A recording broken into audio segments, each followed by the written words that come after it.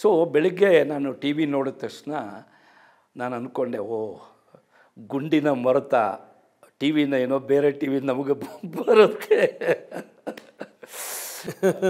ಆಗ ಗುಂಡಿನ ಮರತ ಬಂದ ತಕ್ಷಣ ನಿಮ್ಮದು ಫೋನಿನ ರಿಂಗಿನ ಮರತ ಪತ್ರಕರ್ತರದು. It is part and parcel of life Ranganath. I take it as a passion. ನಿಜ ನಿಜ ಸರ್. ಇದು ನೀವು ಕಂಡಂಗೆ ಮುತ್ತಪ್ಪ ರೈ ಯಾವಾಗ ನೀವು ನೋಡಿದ್ದು? ಹೆಂಗೆ ಸರ್ ಮನುಷ್ಯ ಹೆಂಗೆ? ಮುತ್ತಪ್ಪ ರೈ ಅನ್ನೋ ಹೆಸರೇ ಇರಲಿಲ್ಲ ಬೆಂಗಳೂರಿನಲ್ಲಿ. ನಾವು 77ನೇ ಇಸ್ವಿಗೆ ಸಬ್ ಇನ್ಸ್ಪೆಕ್ಟರ್ ಆಗಿದೆ, 78ಗೆ ಸಿಟಿಗೆ ಬಂದ್ವಿ. ಬರೋಕ್ಕಿಂತ ಮೊದಲೇ ಜಯರಾಜ್ದ ಹೆಸರು, ಕೊತ್ವಾಲ್ರ ಹೆಸರು ಓಡ್ತಾ ಇತ್ತು ಬೆಂಗಳೂರಿನಲ್ಲಿ. ಬಟ್ ನಾವು ಬಂದ ಮೇಲೆ ವಿಪರೀತ ಒಂದು ಮಟ್ಟಕ್ಕೆ ಹೋಯಿತು. ಯಾಕೆಂದರೆ ಅವರಿಗೆ ರಾಜಕೀಯದ ಒಂದು ಇದ್ದಿದ್ದರಿಂದ, ಅಟ್ಯಾಚ್ಮೆಂಟ್ ಇದ್ದಿದ್ದರಿಂದ ಕೆಲವು ಪೊಲೀಸ್ ಅಧಿಕಾರಿಗಳು ಎದುರೋರು, ಅವ್ರನ್ನ ಕೈ ಹಾಕೋದು ಹಿಡಿಯೋದಕ್ಕೆ ಎದುರೋರು. ಅವನದು ಆ ಥರ ಇದಿತ್ತು. ನಾವುಗಳು ಆವಾಗ ಹೊಸದಾಗಿ ಇಲಾಖೆಗೆ ಬಂದವರಲ್ಲ, ನಮ್ಮದೇ ಒಂದು ಗ್ರೂಪು ಇವನ್ನೇನಾದ್ರು ಮಾಡಬೇಕು, ಹಿಡಿಬೇಕು, ಹೊಡಿಬೇಕು ಅನ್ನೋ ಒಂದು ಇದರಲ್ಲಿ ಯೋಚನೆಯಲ್ಲಿ ಇದ್ವಿ. ಅಲ್ಲಿಂದ ಮುತ್ತಪ್ಪರ ಇದೇನಾಯಿತು, ಈ ಅಮರಾಳವಾದ ಇನ್ಸಿಡೆಂಟ್ ಆಯಿತು. ಹೌದು ಹೌದು ಹೌದು, ಅಮರಾಳವಾದ ಇನ್ಸಿಡೆಂಟ್ ಆಯಿತು. ಆಮೇಲೆ ನಿಮಗೆ ಹೇಳೋಕ್ಕೆ ಈ RC ಕಾಲೇಜ್ ಇದೆಯಲ್ಲ ನಮ್ಮ ಇದ್ರ ಹತ್ರ, ಇನ್ನು ಚಾಲುಕ್ಯ RC ಕಾಲೇಜ್ ಭಾಳ, ಅದರಲ್ಲೂ ಭಾಳ ಜನ ಇದಾಗಿದ್ದಾರೆ. ಓಮ್ ಪಿಕ್ಚರು ಅದೇ ಸ್ಟೋರಿ. ಅದು ಒಬ್ಬಂದು ಓಮ್ ಪಿಕ್ಚರ್ ಸಿನಿಮಾ ಇದೆಯಲ್ಲ, ಅಲ್ಲಿ ಒಂದು ಸ್ಟೂಡೆಂಟು, ಅವನು ಮ್ಯಾಂಗ್ಳೂರಿಂದ ಬಂದು ಭಾಳ ಪ್ರತಿಭಾವಂತ, ಅವನ ರೋಲೇ ನಮ್ಮ ಶಿವಣ್ಣ ಮಾಡಿರೋದು. ಅವನನ್ನು ಹೊಡೆದಾಕ್ಬಿಡ್ತಾರೆ. ಅವನನ್ನು ಎಲ್ಲಿ ಹೊಡಿತಾರೆ ಅಂದರೆ ಕುರುಬರು ಸರ್ಕಲ್ ಅಂತ ಒಂದು ಸರ್ಕಲ್ ಇದೆ ನಮ್ಮ ಗಾಂಧಿನಗರದ, ಅಲ್ಲಿ ಹೊಡೆದಾಕ್ಬಿಟ್ರು ಅವನು. ಆಗ ಕೆಲವರು ರಾಜಕೀಯಕ್ಕೆ ಹೋದರು. ಅದರಲ್ಲಿ ಯಾರ್ಯಾರು ಇದ್ದರು ಅನ್ನೋ ನಿಮ್ಗೆ ಗೊತ್ತಿದೆ. ಇವತ್ತು ವೆರಿ ಪವರ್ಫುಲ್ ಇವರು ಆಗಿದ್ದಾರೆ. RC ಕಾಲೇಜು ಇವರು ಭಾಳ ಇದರಲ್ಲಿ ಹೋಗಿದೆ. ಅದರಲ್ಲಿ ಆವಾಗ ಅದು ಏನು ಜೊತೆಗೆ ಇದು ಹತ್ರ ಇತ್ತಲ್ಲ, ನಮ್ಮ LH ಹತ್ರ ಇತ್ತಲ್ಲ, LH ಕನೆಕ್ಷನ್ ಆಗಿ ಕೆಲವರೆಲ್ಲ ರಾಜಕೀಯಕ್ಕೆ ಹೋದರು ಅದರಲ್ಲಿ. ಸೊ ಹಾಗೆ ಮುತ್ತಪ್ಪರ ಇದೇನಾಯಿತು, ಹೆಸರುಗಳು ಬರ್ತಾಯಿತ್ತು. ಹೆಸರು ಬಂದಂಗೆ ಆವಾಗ ಪೊಲೀಸ್ ಆಫೀಸರ್ಸ್ಗಳು ಕೆಲವ್ರು ಏನು ಮಾಡಿದ್ರು, ಕೆಲವರು ಸ್ವಲ್ಪ ಹೈ ಹ್ಯಾಂಡೆಡ್ನೆಸ್ ಆಗಿ ಹೋಗಿದ್ದಾರೆ ಇವ್ರ ಮೇಲೇನು. ಅದರಲ್ಲಿ ಒಂದು ನನಗೆ ಯೋಚನೆ ಬರುತ್ತೆ. ನಾನು ಕಬ್ಬನ್ ಪಾರ್ಕ್ ಸಬ್ ಇನ್ಸ್ಪೆಕ್ಟರ್ ಇದ್ದೆ. ಆಗ ಇವನು ಒಂದು ಶಕ್ಲೇಶ್ಪುರದಲ್ಲಿ ಒಂದು ಎಸ್ಟೇಟ್ ಸೇಲ್ ಆಗುತ್ತೆ ಮಂಗಳೂರಿನವ್ರದ್ದು. ಅದೇನಾಗುತ್ತೆ, ಕೆಲವರು ಅಡ್ವಾನ್ಸ್ ಕೊಟ್ಟು ಆ ಫುಲ್ ಎಸ್ಟೇಟ್ನ ತೊಗೊಳಕ್ಕಾಗಲ್ಲ, ಬಾಕಿ ದುಡ್ಡು ಕೊಟ್ಟಿರಲ್ಲ.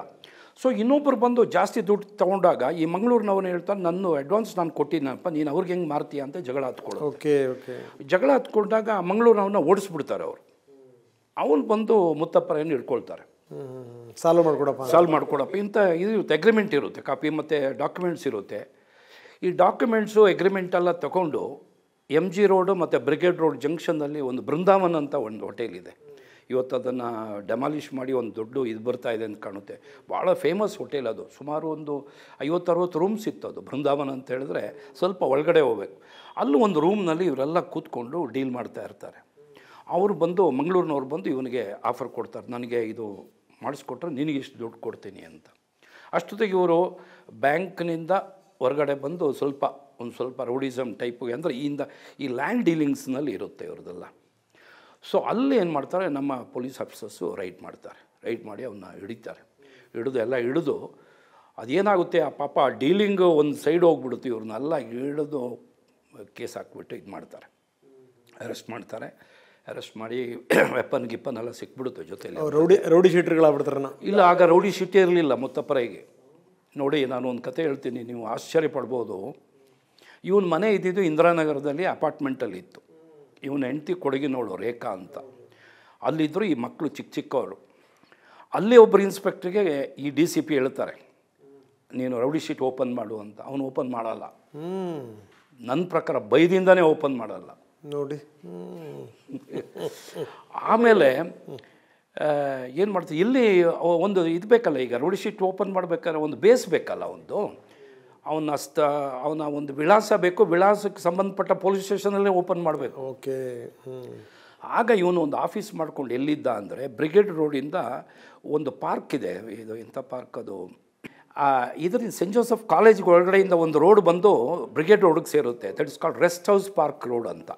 ಅಲ್ಲೊಂದು ಪಾರ್ಕ್ ಇದೆ, that is called rest house park road ಅಂತ. ಆ ರೋಡಲ್ಲಿ ಒಂದು ಆಫೀಸ್ ಇತ್ತು ಮಾಡಿ ಮೇಲೆ, ಮುತ್ತಪ್ಪರೆ.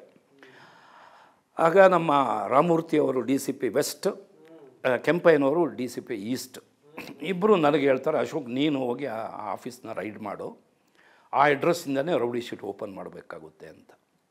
ಸೊ ನಾನು ಹೋದಾಗ ಆಫೀಸ್ನಲ್ಲಿ ಸಡನ್ನಾಗಿ ನಾವು ನುಗ್ಗಿ ಫಸ್ಟ್ ಫ್ಲೋರು ಸೆಕೆಂಡ್ ಫ್ಲೋರಲ್ಲಿ ಇತ್ತು. ಆಮೇಲೆ ಎಲ್ಲ ಆಫೀಸೆಲ್ಲ ನಾವು ಸರ್ಚ್ ಮಾಡಿದ್ರೆ ಒಂದು ಸಣ್ಣ ಚಾಕು ಸಿಗಲಿಲ್ಲ ರಂಗನಾಥ್ ನಮಗೆ ಅಲ್ಲಿ, ಗನ್ ಬಿಡಿ. ಅವನು ನನ್ನನ್ನು ಗೊತ್ತಿತ್ತು ಅವನಿಗೆ, ನನಗೆ ಪರಿಚಯ ಇತ್ತು ಅವನ್ನ. ಏನು ಸರ್ ಏನು ಹುಡುಕ್ತಾ ಇದ್ದಾರೆ ಬಟ್ ಅವನು ಲ್ಯಾಂಡ್ದು ಕೆಲವು ಪೇಪರ್ಸ್ನ ಡೀಲ್ ಮಾಡ್ಕೊಂಡು ಕೂತಿದ್ರು. ಅವ್ರ ಮುಂದೆ ಯಾರು ಕೂತಿದ್ರು ಅಂದರೆ ನಮ್ಮ ಮೊನ್ನೆ ದರ್ಶನ್ ಕೇಸ್ನಲ್ಲಿ ಇದಿದೆಯಲ್ಲ, ಏನೋ ಆ ಜಾಗದಲ್ಲಿ ಇನ್ಸಿಡೆಂಟ್ ಆಯ್ತಲ್ಲ, ನಮ್ಮ ಶೆಡ್ಡಿನ ಮಾಲೀಕರು. ಓಕೆ, ಪಟ್ಟಣಗಿರಿ ಜಯಣ್ಣ ಅವರು ನನಗೆ ಪರಿಚಯನೇ. Is also good man. ಅವರು ಕೂತ್ಕೊಂಡು ಯಾವುದೋ ಒಂದು ಪ್ರಾಪರ್ಟಿ ಡೀಲ್ ಮಾಡ್ತಾ ಇದ್ರು ಅಂತ ಕಾಣುತ್ತೆ ಒಟ್ಟಿನಲ್ಲಿ. ಸೊ ನಾವೆಲ್ಲ ಇದು ಮಾಡಿದ್ವಿ. ಆಮೇಲೆ ಎಲ್ಲ ಮಾಡಿದ್ಮೇಲೆ ನಮಗೆ ಅರೆಸ್ಟ್ ಮಾಡೋಕ್ಕಾಗಲಿಲ್ಲ, ಏನೂ ನಮಗೆ ಸಾಕ್ಷ್ಯನೇ ಸಿಕ್ಕಲಿಲ್ಲ ಅಲ್ಲಿ.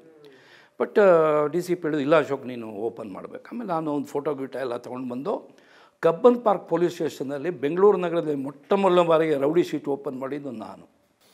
ಓಹೋ, ಇದು 90ನೇ ಇಸ್ವಿಲಿ ಆಗಿದ್ದು ಇನ್ಸಿಡೆಂಟು. 1990ನೇ ಇಸ್ವಿನಲ್ಲಿ ಇವೊಂದೆಲ್ಲ ಫೋಟೋಗ್ರಾಫ್ ರೌಡಿ ಶೀಟಿಗೆ ಯಾಕೆ ತೆಗೆದು ಫ್ರಂಟ್ ತೆಗಿತೀವಿ, ಸೈಡಿಂದ ಎಲ್ಲ ತೆಗಿತೀವಿ, ಫಿಂಗರ್ ಪ್ರಿಂಟ್ಸ್ ಎಲ್ಲ ತೆಗೆದು ರೌಡಿ ಶೀಟ್ ಮಾಡಿ ಕೈಯಲ್ಲಿ ಸ್ಲೇಟ್ ಕೊಟ್ಟು ಆ ಥರ ಎಲ್ಲ ಮಾಡ್ತೀರಾ? ಇಲ್ಲ, ಸ್ಲೇಟ್ ಕೊಟ್ಟಿಲ್ಲ, ಅದು ಹಾಗೆ ಫೋಟೋ ತೆಗೆದಿದ್ದು.